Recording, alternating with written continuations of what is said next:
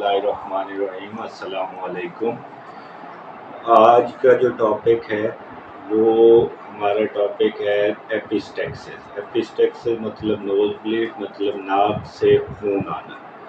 یہ اس ٹاپک پہ آج اس لیے میں بات کر رہا ہوں کیونکہ جو آج کل سیزن چل رہا ہے اس میں بہت زیادہ بچے ہمارے پاس آ رہے ہیں جن کو جو ہے نوز بلیڈ ہو رہا ہے۔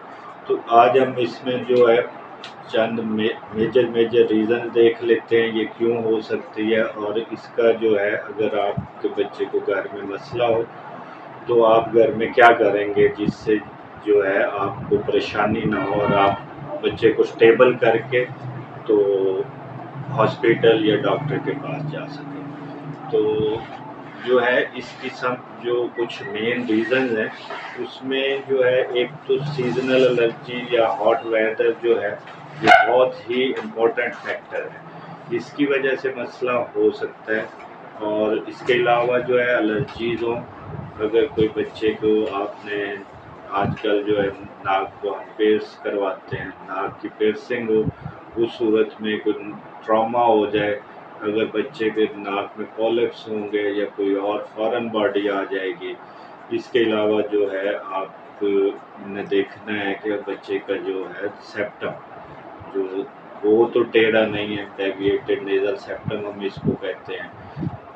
اور اس کے علاوہ جو ہے اگر بچے کو کوئی جگر کی بیماری ہوگی یا کوئی بچے کو خون کی بیماری ہوگی تو یہ ساری ریزن جو ہیں ناک سے خون آنے کی وجہ بن سکتی ہے۔ اب یہ اس کے لیے جو ہے آپ کو ڈاکٹر کے پاس جانا ضروری ہے، لیکن ڈاکٹر کے پاس جانے سے پہلے اگر خدا نخواستہ آپ کے بچے کو اگر نوز بلیڈ سٹارٹ ہو گیا تو اس میں پینک ہونے کی ضرورت نہیں ہے۔ سب سے پہلے بچے کو سیدھا بٹھائیں اور اس کا سر تھوڑا سا باہر کو نکالیں تاکہ جو ہے ناک سے خون اور نیچے کی طرف نکلے، پیچھے گلے میں نہ جائے۔